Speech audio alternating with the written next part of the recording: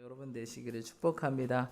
오늘 우리 데살로니가 후서 몇 장을 보았죠? 함께 2장 말씀 함께 보았습니다. 계속해서 데살로니가 전후서 말씀을 우리가 보며 나아가고 있는데, 오늘은 특별히 데살로니가 전서를 하고 있었는데 좀 이렇게 건너뛰어서 후서로 넘어오게 되었습니다. 특별히 하나님께서 우리 가운데 행하실 말씀이 있어서 이렇게 말씀하신 줄 믿습니다. 데살로니가 후서 2장 말씀을 보면 어떤 말씀이 나옵니까? 우리 1절로 2절 한번 읽어보겠습니다. 1절로 2절 함께 합독하겠습니다. 시작.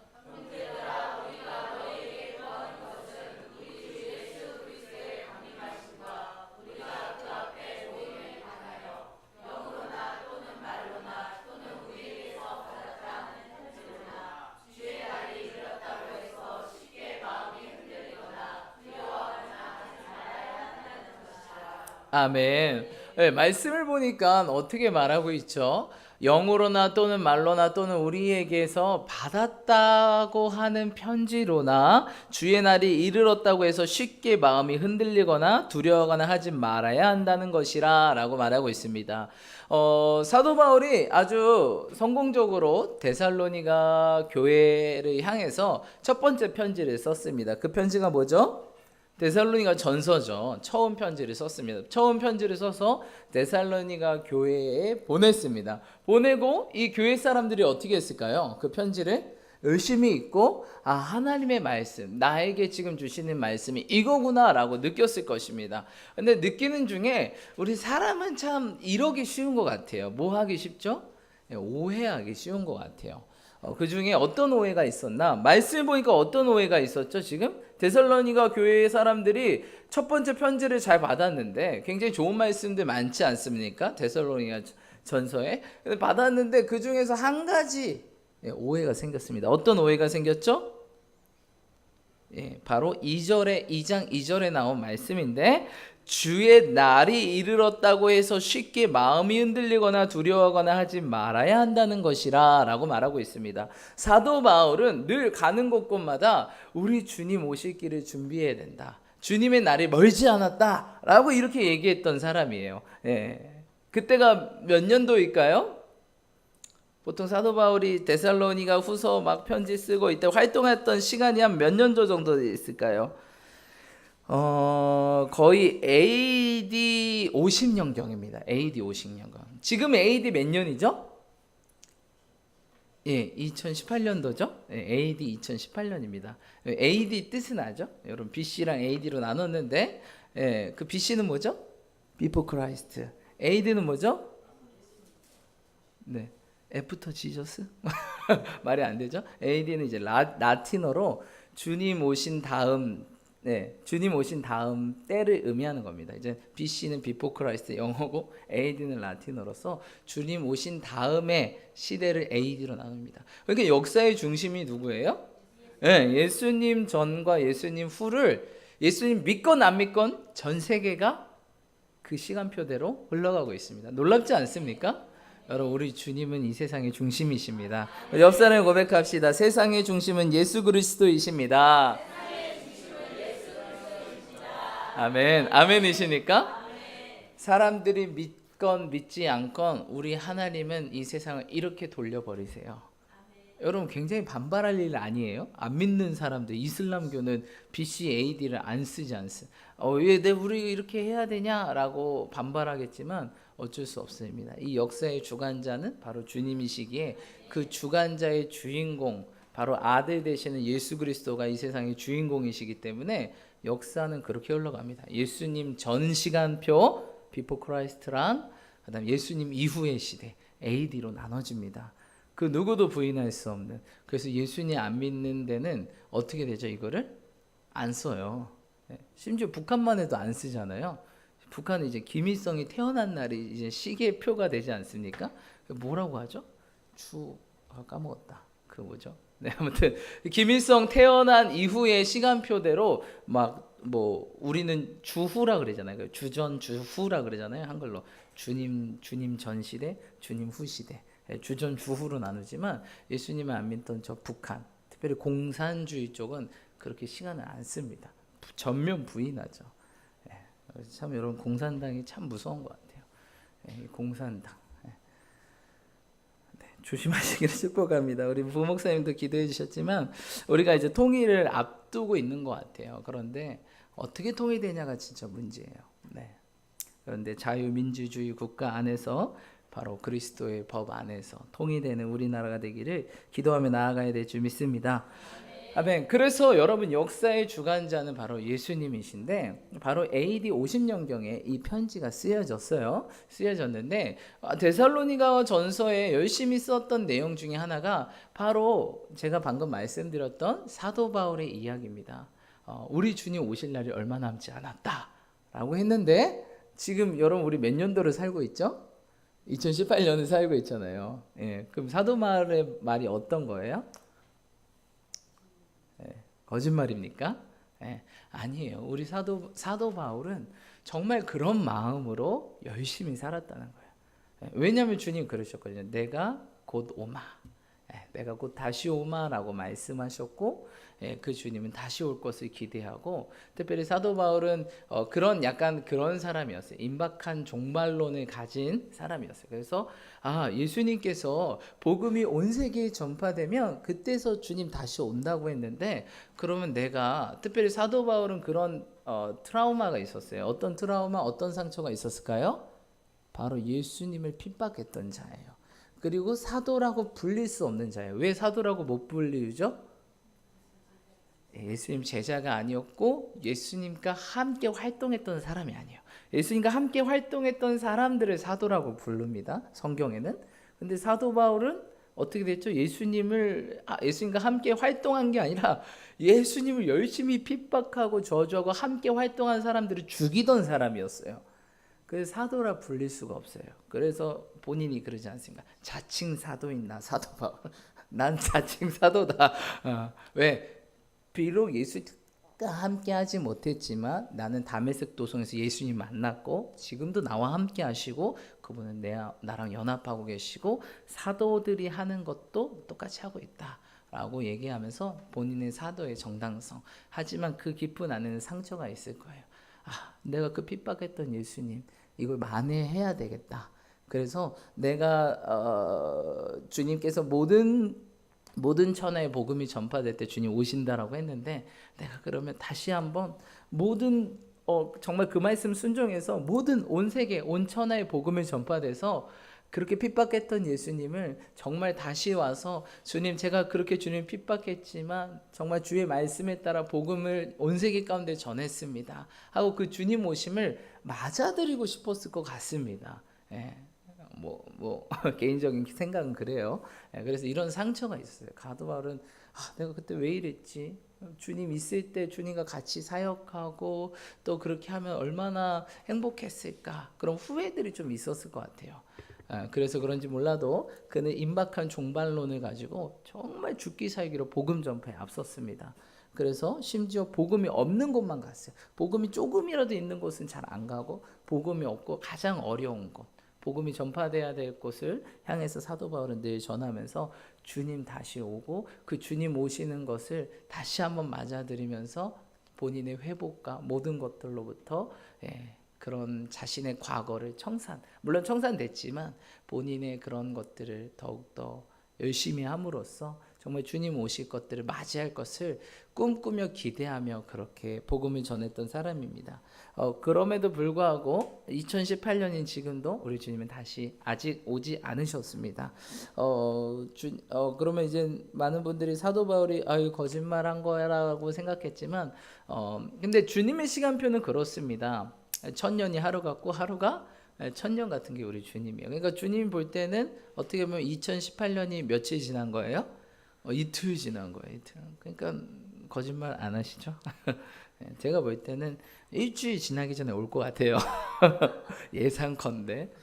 지금도 이러는데 왜냐하면 성경에 나오면 마지막 때 이런 징조가 나타나리니라고 얘기했는데 지금 우리 시대에 너무나 마지막적인 징조들이 너무나 많이 일어나고 있습니다. 특별히 이상 기후, 지진, 각종 전쟁들, 난리와 소문들이 일어날 것이다 라고 했는데 그런 일들이 정말 계속 일어나고 주님 오실 날이 멀지 않았구나. 그 가장 큰 거는 그겁니다.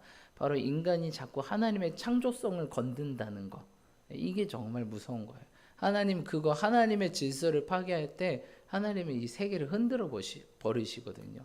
바벨탑 쌓으니까 어떻게 돼요? 언어를 흩어버리십니다.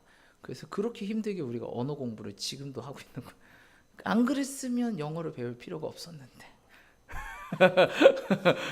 바벨탑 그 사건, 우리가 주님 한번 주님 있는 데까지 가보자, 주님처럼 높아져 보자 라고 했더니 언어를 다 흩어버리셔서 서로 말이 안 통해서 공사가 안 되게 하시고. 근데 지금은 사람이 뭘 창조하려고 그러잖아요. 자꾸 새로운 걸 창조, 특별히 인간을 창조하려고 하는 그 주님께서 그거 가만히 보고 계시지 않으실 겁니다. 그러니까 우리는 피조물이지 창조자가 아니에요. 오직 주님만이 창조자이십니다. 우리는 피조된 피조물입니다. 주님만이 유일하게 창조자이십니다. 아멘. 그 모든 것들은 다 피조된 만들어진 거라는 겁니다. 그렇기 때문에 여러분 하나님의 날이 주님의 날이 정말 멀지 않았다는 생각이 계속 듭니다. 그런데 중요한 게 이들이 주님의 날이 멀지 않았어? 라고 이렇게 생각하면서 이 데살로니가 교회 사람들이 어떻게 행동했을까요? 여러분 옛날 1992년도에 다미선교회라는 그런 선교회가 있었어요. 다미선교회가 어떤 선교회냐면 이런 선교회였어요. 우리 주님이 몇 날 며칠 몇 시쯤에 오신다. 그런 계시를 받은 거예요. 교주가. 그 다미선교 교주가 받았어요. 그러니까 그 사람들이 어떻게 했어요? 다 뭐 했어요? 여러분 생각해 보시죠. 내일 저녁 9시쯤에 예수님이 재림하실 겁니다. 라고 얘기했어요. 그럼 여러분 내일 어떻게 살겠습니까? 한가위 청년 내일 어떻게 살 거예요? 나 결혼도 못 해봤는데 결혼이라도 하고 가야겠다. 그렇게 생각하시겠어요? 교회에서 기도하고. 우리 세우 청년 내일 저녁 9시에 우리 주님이 오신대요. 그러면 내일 하루를 어떻게 사실게요? 사시겠습니까?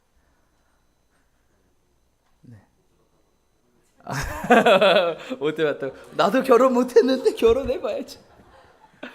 우리 이번 집사님 내일 주님이 저녁 9시에 오신답니다. 어떻게 사실 겁니까 내일? 네, 뭐라고 하셨어요?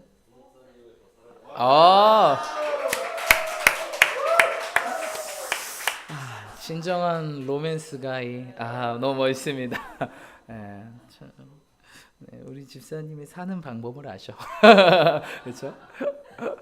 우리 결혼하지 못한 우리 청년들은 아직 잘 모르시겠죠 그 세계를. 아무튼 여러분 그렇습니다. 근데 어떤 한 기자가 존 웨슬리한테 이렇게 물어봤어요. 웨슬리 목사님, 당신이 만약 내일 예수님께서 다시 오신다면 당신은 어떻게 사시겠습니까? 물어봤어요. 근데 존 목사님이 이렇게 말씀하셨어요. 제가 만약 내일 예수님이 오신다면 저는 여전히 내일 아침에 일어나서 어제와 같이 새벽 기도를 드리고 새벽 기도를 드린 이후에 아침 식사를 하고 그리고 제가 준비해 놓은 설교를 여전히 전하고 복음을 전파하고 또한 저녁에 와서 가족들이랑 식사하고 또 식사한 이후에 그분이 오실 것을 조용히 기도로 맞이할 것입니다. 라고 그렇게 얘기했습니다. 즉 뭐예요? 내가 어떤 삶을 살겠다? 어제랑 똑같은 삶을 살겠다라는 거예요. 여러분 그래서 이 데살로니가 교회도 어떤 일이 일어났어요? 다미성 교회는 어떻게 했을까요? 예수님 내일 오신다니까 어떻게 했어요? 사람들이 뭐 이렇게 한 거예요. 재산 다 팔아서 못 해본 거 한 번씩 해보고 교회 다 맞아요. 뉴스 나왔어요.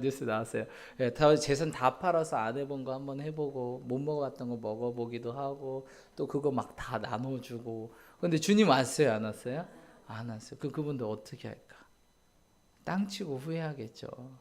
속았구나 라고 했을 것입니다. 근데 데살로니가 교회가 지금 그런 문제에 빠졌어요. 사도 바울이 우리 주님이 도우실 거다. 근데 이 사도 바울은 이게 습관적인 말이에요. 그러니까 뭐 하자? 우리 주님 곧 오실 것 같으니까 우리 빨리 함께 연합해서 모여서 복음의 땅끝까지 전하자.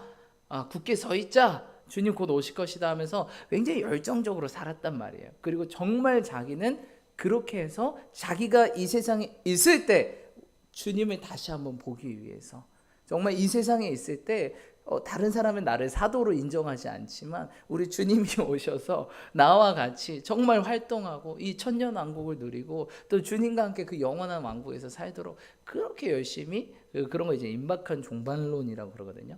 그런 열정을 가지고 살았던 게 사도 바울이에요. 그러니까 이게 습관적으로 얘기했는데 이게 이 사람들이 잘못 알아들은 거예요. 정말 오신대? 그럼 지금 집 팔고 땅 팔고 냉장고 팔아서 내가 하고 싶은 거 해야겠네? 또는 그냥 뭐 이렇게 살아야겠네? 그냥 교회 와서 기도만 해야겠네? 이렇게 돼버린 거예요.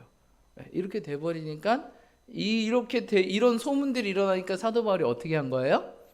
데살로니가 후서를 쓴 거예요. 이게 이 사람들이 오해하고 있었구나 하고 그때 쓴 편지가 데살로니가 후서. 데살로니가 교회에 쓴 두 번째 편지가 오늘 우리가 읽었던 말씀이에요. 그러더니 뭐라고 하는 거예요? 지금 사도 바울이 2절 다시 한번 읽어볼게요. 데살로니가 후서 2장 2절 말씀 우리 함께 합독하겠습니다. 시작.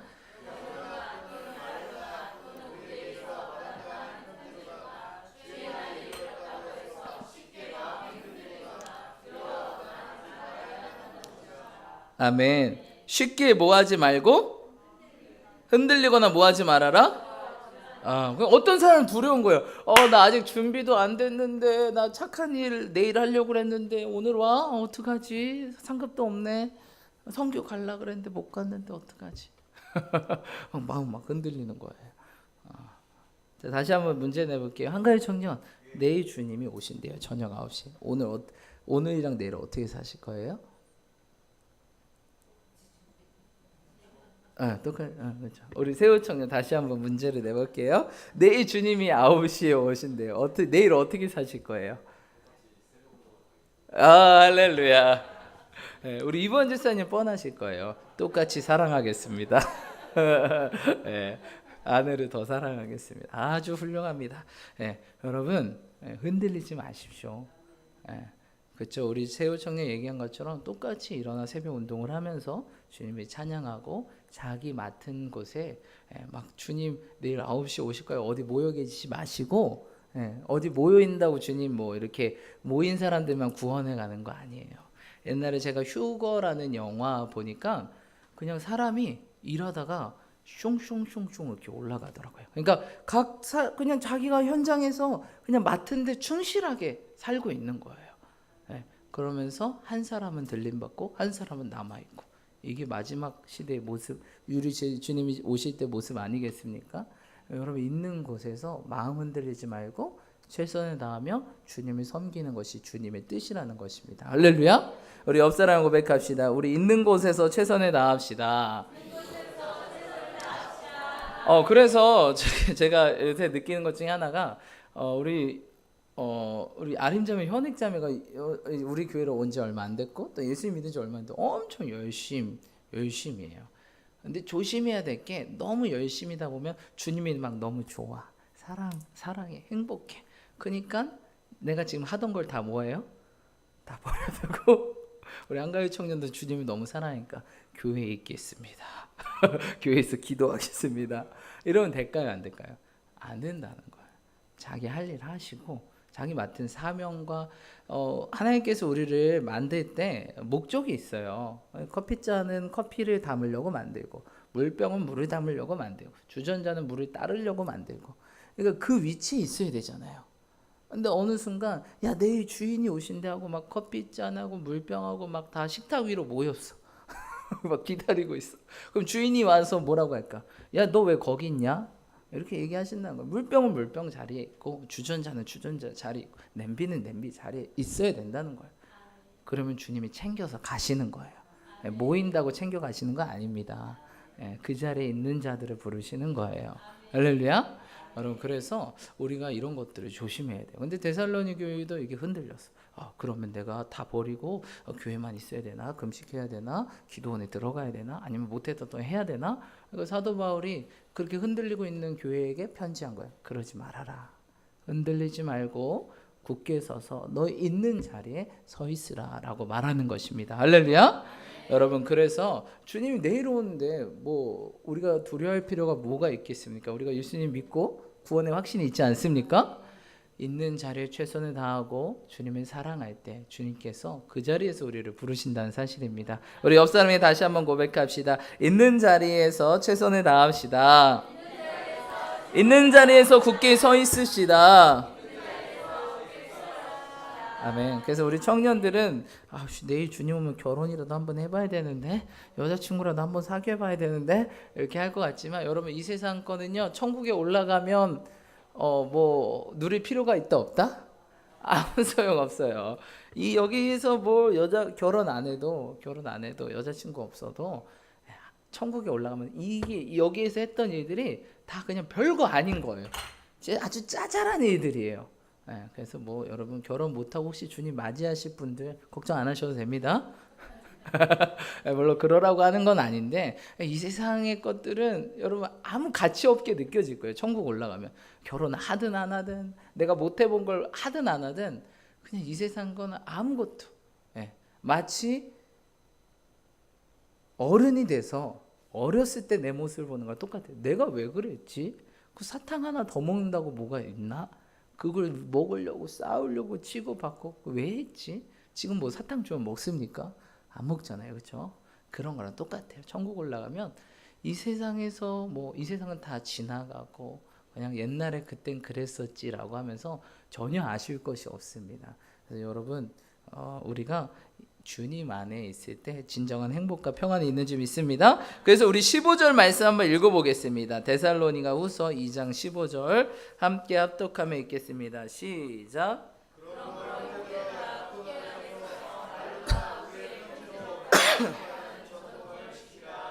아멘. 그래서 사도 바울이 계속 뭐라고 얘기하는 거예요? 마음 흔들리지 말아라. 굳게 서 있어라. 그리고 이게 사단이 있잖아요. 그걸 오해하게 만들어요.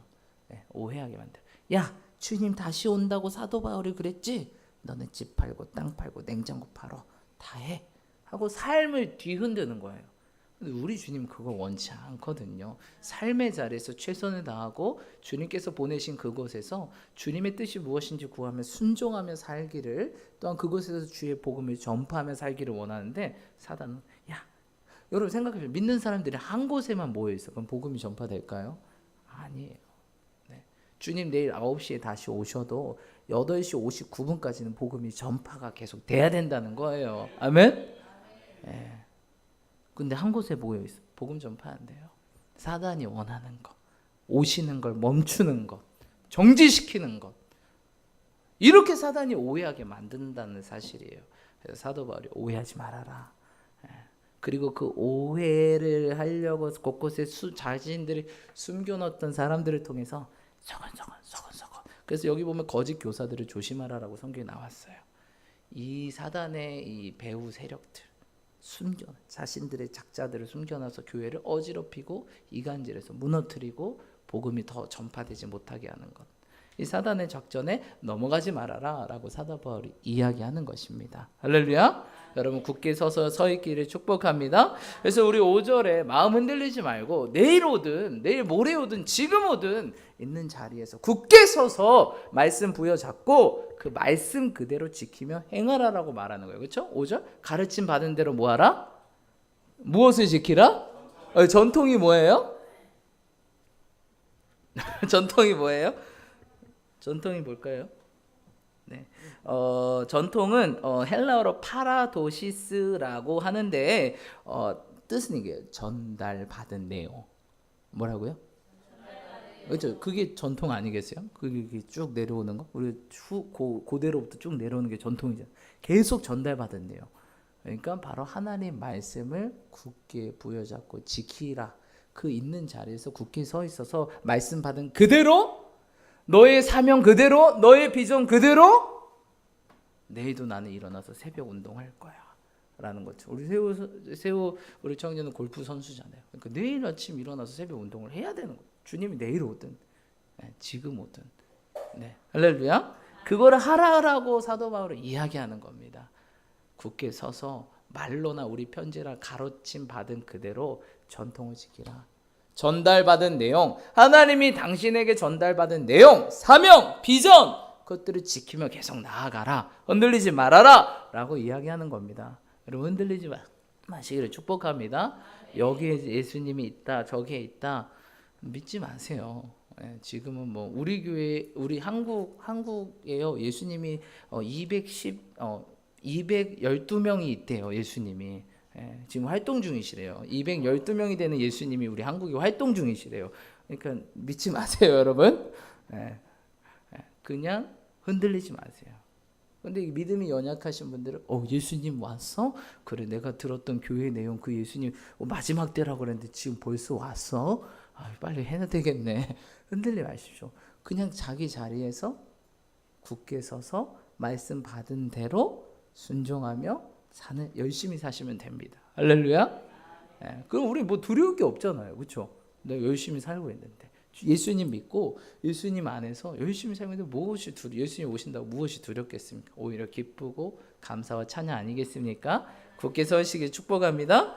그래서 여기 굳게 서다라가 무엇입니까? 헬라어로 스테코라는 단어입니다. 따라해 볼까요? 스테코. 이 뜻은요, 이런 뜻이 있어요. 정지하다라는 뜻이 있어요. 그러니까 뭐예요? 정지해서 흔들리지 말아라. 굳게 털을 박아라. 우리 영수 형제 혹시 제가 1부 때 보여준 그림이 있을까요? PPT 화면 좀 보여주세요. 자, 이게 무엇일까요? 잘 안 보이시나? 안 보이시면 뒤에 팀은 잘 보이실 겁니다. 등대이지 않습니까? 지금 파도가 등대를 어떻게 하려고 그래요? 삼키려고 하죠. 삼키려고 하는데 지금 삼켜집니까? 안 삼켜집니까? 안 삼켜집니다. 혹시 이 등대가 이 파도 때문에 떠밀려 내려갔어요. 그럼 그게 등대일까요? 아니에요. 등대 아니에요. 등대는 그 자리에서 계속 불빛을 일정하게 비춰줘야 돼요. 여러분, 이게 우리 신앙인들의 모습입니다. 우리는 뭐죠? 빛과 소금입니다. 여러분들이 있는 곳에서 등대 역할이 되셔야 됩니다. 근데 그 등대가 저쪽에 파도가 덜 심하대, 저쪽으로 옮기자 이러면 어떻게 돼요? 그럼 거기 보면 완전 어둡게 되는 거예요. 여러분, 고난이 올 때 피하지 마시길 축복합니다. 여러분들이 없으면 그 지역이 다 초토화돼요. 나라도 어떻게 해야 돼요? 저기에서 굳게 서서 견디셔야 돼요. 아멘. 그 파도를 어떻게 해야 돼요? 이겨내야 돼요. 견디셔야 돼요. 할렐루야. 그러시는 저와 여러분 되시길 축복합니다. 우리 옆사람 고백합시다. 우리 굳게 서 있읍시다. 흔들리지 맙시다. 아멘. 아멘이십니까? 아멘. 주님께서 원하세요. 굳게 서서 흔들리지 말고 말씀 받은 그대로 그것들을 순종하며 나오라 라고 말씀하세요. 그럼 뭐 예수님이 언제 오든 우리는 상관없는 겁니다. 왜? 말씀에 순종하며 지금도 살고 있기 때문입니다. 주님은 순종하는 자를 찾으십니다. 순종이 제사보다 낫습니다.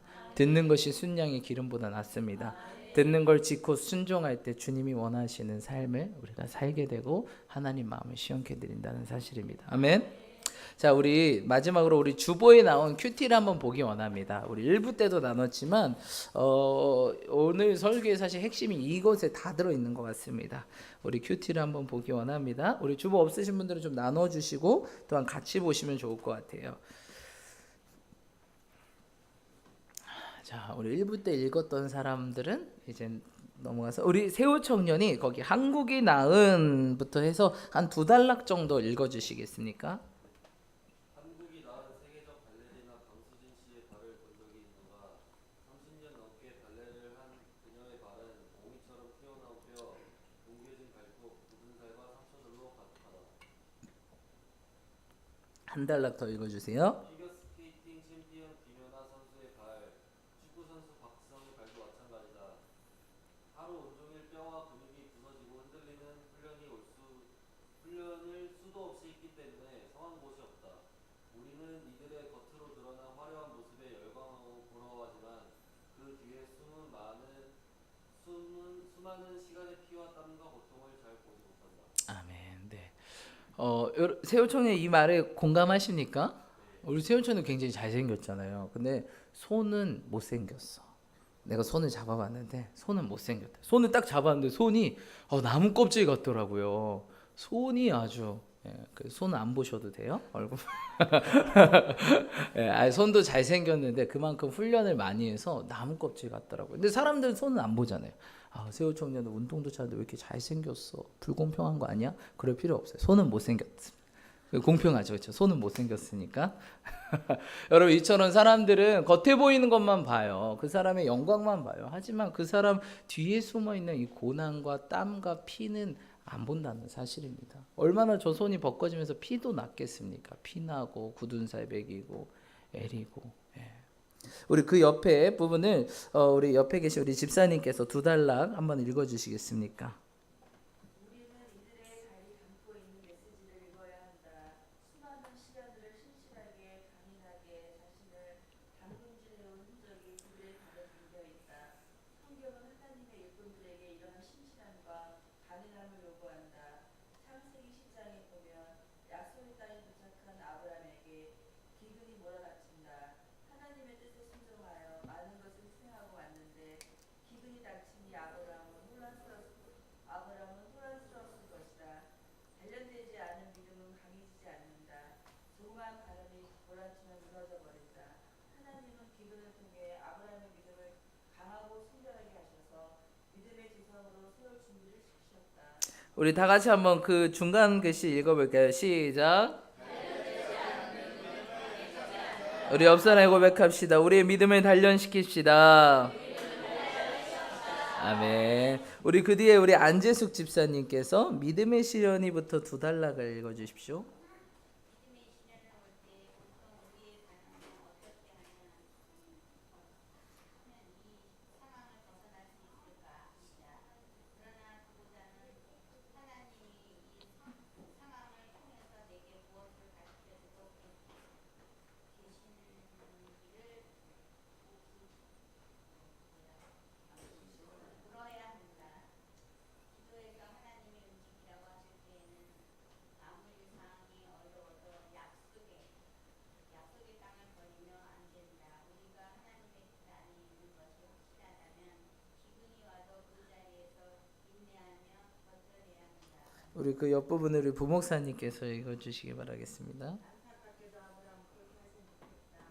기도해 보지도 않고 헛지고 그를 피해 간다고 해서 그는 새로운 어려움을 더 겪게 된다. 우리가 시련 이후에 믿음으로 맞서면 믿음이 더욱 강해지지만 시련에 굴복하여 쉬운 길로 도망하려 하면 반드시 상황이 더 악화된다. 우리는 시련 앞에서 도망가지 않고 하나님을 붙잡고 그 고통을 견뎌야 한다. 아멘. 아멘. 우리 그 옆에 부분을 우리 이부한 집사님께서 성경이 강조하는 리더십은 우리 읽어주시기 바라겠습니다. 성경이 강조하는 리더십의 자질은 굳게 서서 버티는 것이다. 바울이나 베드로, 요한 같은 영적 지도자들이 당시 모든 수대 교회들에게 권하는 목회 서신에서 빼놓지 않고 하는 말이 있다. 굳게 서서 버티라. 강건하라. 는 것이다. 하나님이 일을 한다는 것은 한 번에 화끈한 싸움을 치르는 능력이 아니라 계속되는 힘든 불안의 씨름에서 싸움에서 도망가지 않고 버텨내는 신실함과 강인함을 필요로 한다. 신약 성경에서 강한 것과 영적 성숙은 동의하다. 성숙하지 못한 사람은 상처를 잘 받고 기복이 심하다. 조금만 시련이 오면 확 가라앉아 버린다. 조금만 힘들면 도망가 버린다. 네, 거기까지 읽어주세요. 제가 한번 이렇게 읽으라고 한 게 잘했다는 생각이 듭니다. 앞으로 이제 노란색은 안 넣도록 하겠습니다. 노란색 대신 게 잘 안 보이시는 것 같아요, 그렇죠? 예, 그래. 네, 알겠습니다. 노란색 안 보고, 예, 제가 이어서 읽겠습니다. 고린도나 로마 교회는 똑똑하고 잘난 척하는 사람들이 많았지만 영적으로 미성숙했다. 원수 사탄이 그런 사람들의 감정을 마구 흔들어댄다. 그래서 조금만 흔들면 다 도망가 버리기 일쑤였다. 하나님은 쉽게 포기하는 사람들을 절대 들어 쓰시지 않는다. 힘들어도 기도하며 다시 일어나 계속해야 한다. 예수님이 이 땅에 계셨을 때 우리가 느끼는 모든 감정들을 다 느끼셨다. 인간의 한계 지점이 하나님께 시작점이 된다. 혼자라고 생각하지 마라. 하나님은 당신 안에, 위에, 옆에 서 계신다. 예수님을 의지하며 어렵고 외로운 상황 속에도 신실하게 자기 자리를 지키는 사람에게 하나님이 반드시 축복을 주신다. 아멘. 예, 하나님께서 어떤 사람에게 축복을 주신다고요? 신실하게 자기 자리를 지키는 사람에게 하나님이 반드시 축복을 주신다. 아멘. 여러분 자기 자리를 지키시길 축복합니다. 예, 여러분 이처럼 정말 좋은 큐티 말씀인 것 같습니다. 이 말씀은 우리 한옥 목사님의 책 아멘 다음이 중요하다라는 책의 일부분을 발췌한 부분을 제가 이렇게 실었습니다. 인터넷에 올라왔길래 이것들을 같이 나눴으면 좋겠다라고 해서 실었습니다. 여러분 무엇입니까? 여기 부분에 이런 말이 있어요. 우리 큐티에 보면은 그 옆단락의 맨 밑부분에 이런 게 있어요. 우리가 시련에 믿음으로 맞서면 믿음이 더욱 강해지지만 시련에 굴복하여 쉬운 길로 도망가려고 하면 반드시 상황이 어떻게 됩니까? 더 악화된다. 우리는 시련 앞에서 도망가지 않고 하나님을 붙잡고 그 고통을 어떻게 됩니까? 견뎌야 됩니다. 그것이 무엇일까요? 우리의 십자가라는 거예요. 그래서 내 제자면 자기 십자가를 지고 자신을 부인하고 나를 따르라라고 얘기하는 겁니다. 십자가 없이 주님을 따를 수 없습니다. 십자가를 지고 따르셔야 됩니다. 그래서 믿음의 시련이 올 때 그 빨간색 부분에 제가 이렇게 빨간색 부분 쳐놨는데 어떻게 하면 이 상황에서 벗어날 수 있을까가 아니라 어떻게 된다고요? 우리가 하나님이 이 상황을 통해서 내게 무엇을 가르쳐주고 계신가를 물어봐야 된다는 사실입니다. 이번 주에 정말 기쁜 소식이 있는데 우리 세우 청년이 드디어 이제 투어 프로로 되었습니다. 우리 하나님께 영광의 박수. 그런데 저도 이렇게 이 내용을 들어봤는데 한 편의 영화였어요. 그래서 나중에 우리 한가위 청년이 세우 청년 유명하면 영화로 해도 될 것 같아. 주인공은 한가위 청년 해. 약간 키높이 좀 신고 하면 될 것 같아. 잘생겼으니까 우리 한가위 청년도. 그런데 들어보니까 정말 이게 영화 같다라는 생각이 너무 많이 들었습니다. 그렇죠? 제가 잠깐 나눠도 될까요? 네. 잠깐 제가 뭐 디테일하게는 안 놔둘 테니까 나중에 또 들으시고 세우정년이 이번에 정말 중요한 시합이지 않았습니까? 투어 프로 프로에서 투어 프로로 올라가는 그런 시합인데 지난번에 이제 1차 예선을 통과하는데 1차 예선에도 엄청난 그런 일들이 있었습니다. 왜 어떤 일들이 있었냐? 바로 치는데 본인의 이제 드라이버 클럽이 부서진 겁니다. 드라이버가 이렇게 치다가 부서졌대요. 그래서 이젠 드라이버를 못 쓰게 되는 거예요. 근데 뭐 아시겠지만 골프채는 세 종류의 채가 있어요. 그렇죠? 맞나요?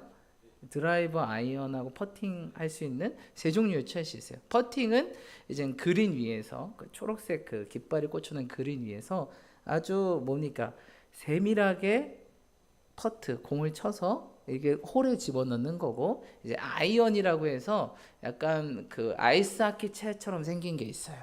그거는 이제 중간 거리 역할을 공을 보내는 거예요. 뭐 다들 아실 거예요. 드라이버는 이렇게 생긴 아주 뭐 해머 같이 생긴 게 이제 헤드가 있어요. 그 헤드로 공을 쳐서 굉장히 멀리 보내는. 그래서 장거리, 중거리, 단거리를 공을 보낼 수 있는 세 종류의 채가 있어요. 그런데 세우 청년의 채가 뭐가 부서졌다고요? 그 드라이버 가장 장거리 멀리 보내야 되는 그게 부서졌대요. 맞나요?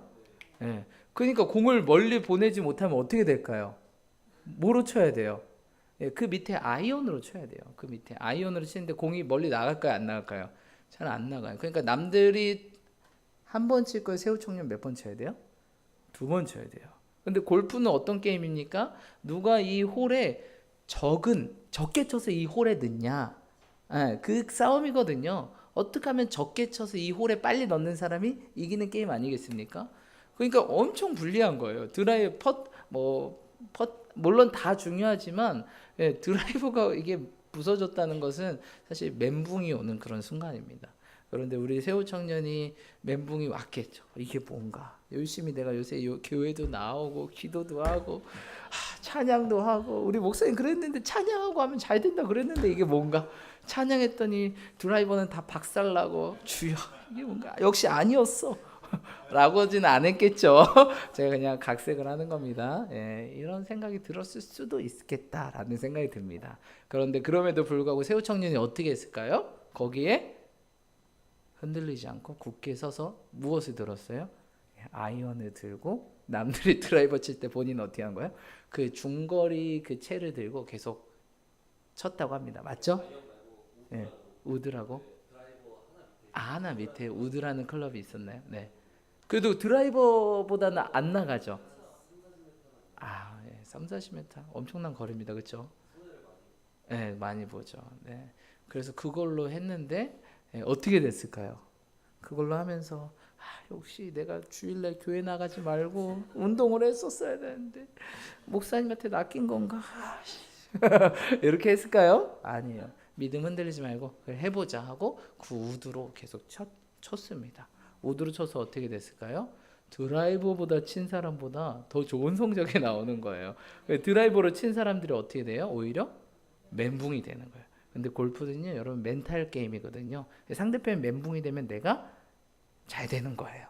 그러니까 우리 주님은 다른 사람 같았으면 본인이 멘탈이 붕괴돼서 좋은 성적을 못 냈을 텐데 오히려 세우 청년은 우드로 쳐서 잘 되니까 다른 사람들 어떻게 해요? 멘탈이 붕괴돼서 다른 사람이 다 못하게 되는 아주 놀라운 전략이죠. 근데 여기에서 세우 청년이 이렇게 등대처럼 굳게 서 있지 않았으면 어떻게 될까요? 이 파도에 휩쓸려 갔을 거예요. 마치 그 조각난 드라이버처럼 마음이 조각나지면서 굉장히 네. 네. 네. 네, 네. 네. 똑같은 경험을 근데 포기하지 않고 굳게 서서 주님 붙들고 했더니 더 좋은 성적으로 그렇죠? 세우 청년 통과하게 됐습니다. 그리고 이제 예선을 그렇게 통과했어요. 이제 본선은 드라이버를 샀겠죠, 그렇죠? 교환해서 또 시험에 낚였겠죠. 그래, 이게 주님이구나 깨달았을 거예요, 그렇죠? 이게 주님이구나 역시. 그래도 목사님이 뻥은 안 치셨네, 막 하면서 주님이 하시긴 하시네라고 생각을 했겠죠. 그리고 이제 또 기도하면서 열심히 잘 준비했어요. 잘 준비했는데 2차전에 그럼 이제 잘 되겠지. 어떤 일이든 흔들리지 말아야지 했는데 2차전에 열심히 했어요. 이제 본선에 열심히 했어요. 그럼 본선에 열심히 하면 우리 성도님들도 기도하고 이제 본인도 이제 내가 특송도 이제 했으니까 잘 되겠지. 본선 전에 특송도 했는데 잘 돼야지 했는데 게임이 어떻게 됐어요? 처음에는 안 풀렸어요. 안 풀리고 그냥 그저 그러다가 이렇게 가다가는 투어 프로에 못 가게 된 상황까지 이르렀어요. 그리고 마지막 날, 그렇죠? 마지막 날 그 성적이라면 못 됐죠. 떨어졌는데 마지막 날 마지막 시기 때 주여 붙잡고 이제 끝까지 흔들리지 말고 끝까지 쳤는데 그 마지막 시기 때 점수가 놀라운 그렇죠? 시합 때